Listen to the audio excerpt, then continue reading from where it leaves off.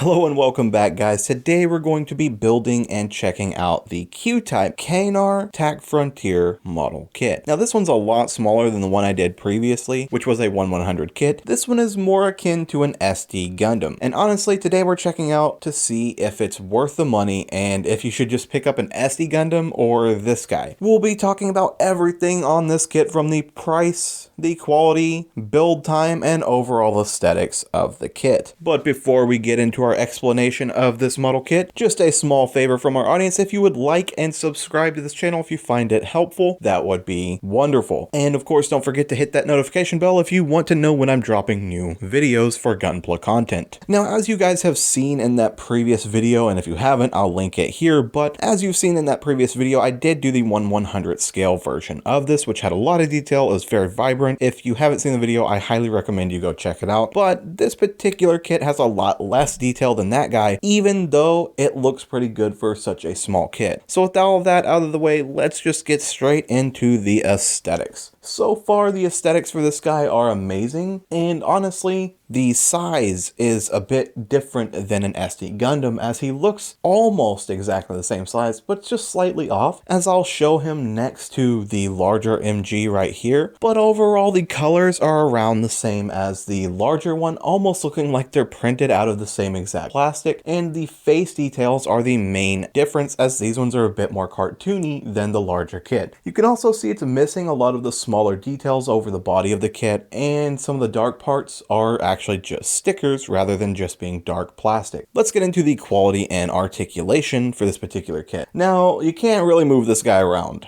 at all. With a lot of SD Gundams even, you can't move the legs really at all. They're just going to kind of stand there, and the arms just kind of move upward and downward, so there usually isn't any articulation here for even SD Gunpla kits. But this guy here actually has a neat little weapon that hooks into his shoulders. He can move his arms around, and you can pose him in different positions like you can see here in the video. However, with that being said, he's more statuesque, and the actual look of this guy is vibrant. I love how he pops out on the shelf next to any other Gunpla kits. Let's get into the build time. Build time for these guys is absolutely insane. It's so quick that it fits this channel perfectly. It only took me about 15-20 minutes maybe to build this kit. If you're new to building, it might take you like 40 minutes, but even then, these guys are one hell of a fast build. So if you're looking for a quick model to do, this is definitely one of those. Now, the real question here is it anything like building an SD Gunpla model? Yes and no. Yes, because there is a lot of similarity with, of course, clipping out model pieces from runners, and they're about around the same size and all that good stuff, but they are built a little differently. So the way you'll be putting together the entire body is going to be more like akin to Legos to me, where pieces just fit together real smoothly, and